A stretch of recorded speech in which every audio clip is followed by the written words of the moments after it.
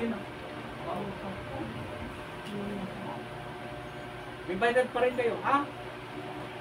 Amen? Oh, invited pa rin kayo. Balik pa rin kayo sa church. At tignan ninyo, tignan ko nga kung may epekto sa puso, sa aking puso, kung nag-a-attend ako, hindi. Meron na pagkakaiba? Nag-attend ka o wala? Pastor, wala naman. Ano ha? Yun may problema. Amen? Problema. So love God. Okay? Sabi yung puso mo. Hindi lang yun. Ano pa ba sabi niya dito sa Mark chapter 4? Love thy God with all thy heart, with all thy soul. Okay? With all your soul. It means your life, your breath. Okay? Kasali po yan sa ating pong pag-iisip. Kasali po sa ating pong soul, ang ating pong kaisipan.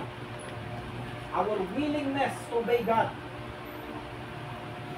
Kasali dyan yung ating pong pagmamahal sa Diyos. Kaya nga, nag-iisip ka, what will I do for God? Okay?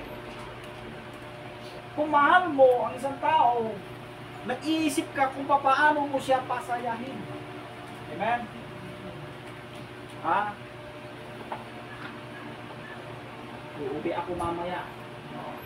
Ay, andun ang aking mister. Niisip niyo ba siya? Kung mahal mo? Ang ating kong mga asawa.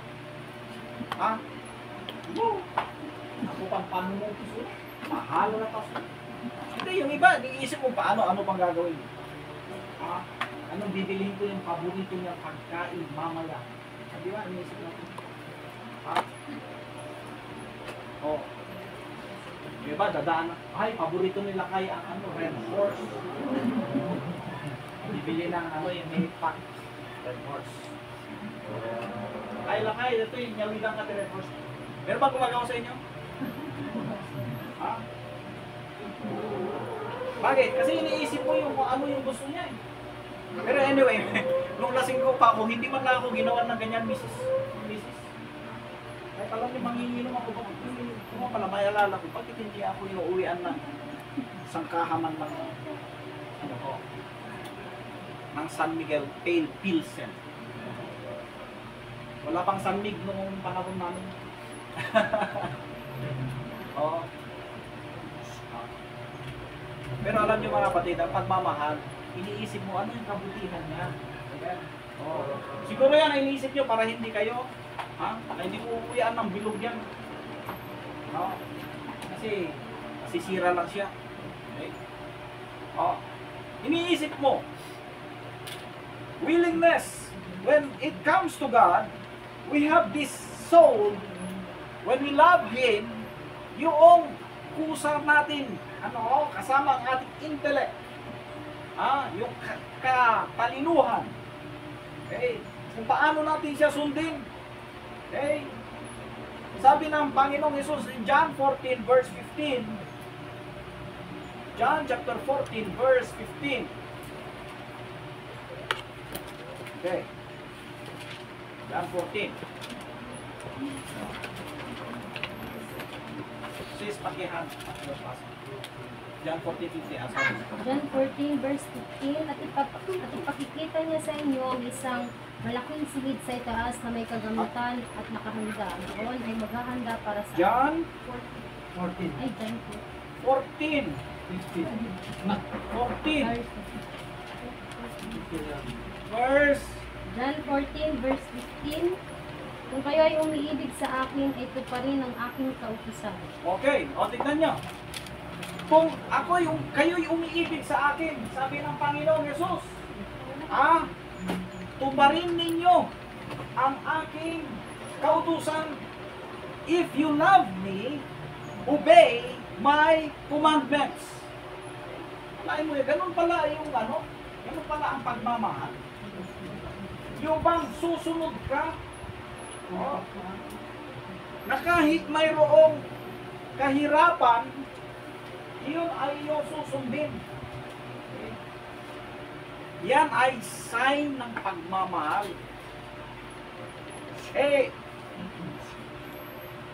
Dahil inconvenient. Okay. Oh. Bilang sa atin talaga kapag nagmamahal tayo. Sino nagpag-graduate ng anak? Wala. Wala. Oh, ano, elementary, high school? Grade 10. Ha? Oh, grade 12. Grade 12. Oh, magka-college na. Sino pa? College na. Criminology. Criminology. Oh. Wow. Ano, nagbigay ka ng money. Tawag na dyan. Garland. Garland. Garland? Oo. Hindi po. Nagkatay ba kayo ng ano?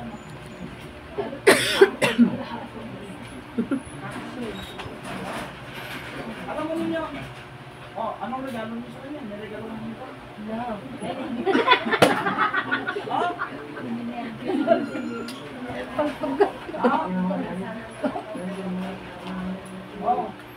Alam mo ninyo, kahit mayroong tinatawag na kahirapan, ginagawa natin. Bakit? Dahil sa ating pong pagmamahal.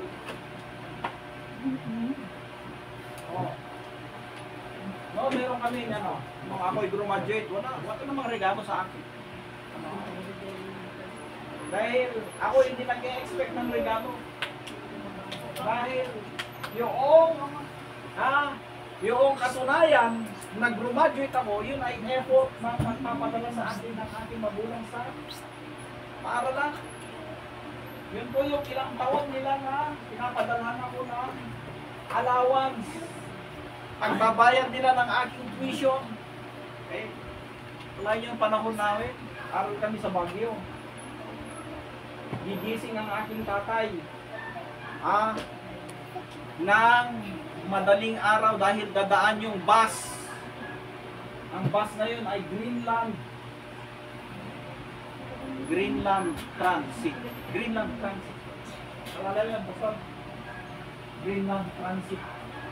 Mula Tabok, dadaan ng Tugigaraw, tapos papuntang Baguio. Hihintayin nila doon sa parte ng Tugigaraw. Pag dumaan na yung Greenland, paparahin, bibigay yung sobre. May nakapangalan na doon. Address, pangalan ko.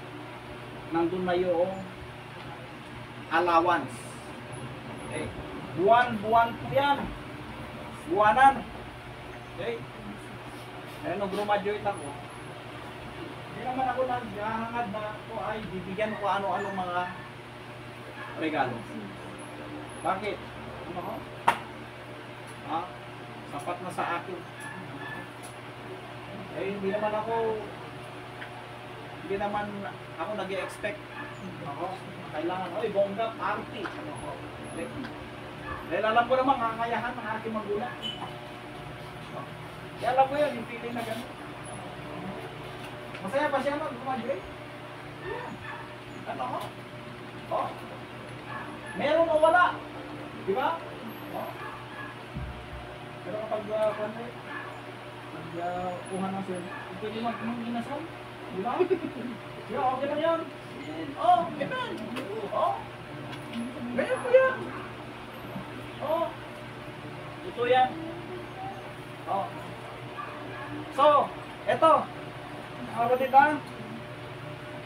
Sabi niya, kung mahal nyo ako, susundin nyo ang aking mga utos.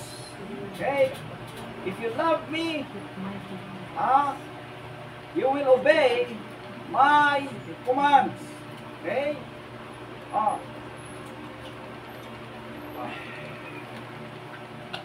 Napaka-importante, napaka-importante yung sumunod sa Diyos. Requirement po yan ng Diyos. Tanda ng ating pong pagmamahal. Okay. Walang may tutumbas na anumang bagay na ating pong ginagawa kaysa sa pagsunod sa Kanya. Oh. In the Old Testament, merong hari. Okay, may kwento dito sa 1 Samuel. Okay. Hindi ko na bubuklatin kasi wala kayo. Ang hari, okay, na si Saul, ay sinabi ng propeta sa kanya ni Samuel na mag-alay ng sakripisyo yung ba? Magpatay sila ng mga hayop at ito ay iaalay sa Diyos. Okay. Pero sinubukan ang hari, sinubukan sa pamagitan ng paghihintay. Nandun na silang lahat, naghihintay, pero wala pa yung propeta. Okay. Kasi ang propeta lang siya lamang ang pwedeng mag-alay. Kasi in the Old Testament, ibigay mo sa mga propeta o kaya yung mga high priest, o kaya mga saserdote, ang iaalay mo at siya ang mag-alay naman sa Diyos. Okay. So si Samuel ay talagang pinigilan ng Diyos na pumunta dahil sinusubukan ng Diyos ang puso ng hari na si Saul. Okay. Habang naghihintay sila kasama ang kanyang mga hukbo, okay, ay hindi na makapaghintay. Okay. Ako na ang mag-aalay ng mga sakripisyo. So ginawa ng hari nyo. Okay. Alam mo ninyo, kasalukuyan mag-aalay ng mga hayop sa sacrifice. Alam mo ninyo, dumating si Samuel. Dala-dala niya ang balita galing sa Diyos. Okay. Sabi niya, dahil hindi ka nakapaghintay, hindi ka sumunod. Sabi niya, kahit na ikaw ay nag-alay, sabi niya, ang sumunod is better than to make sacrifice. Kaya ngayon, kung ano ang sinasabi ng Diyos, anuman ang iaalay mo, baliwala yan. Dahil yun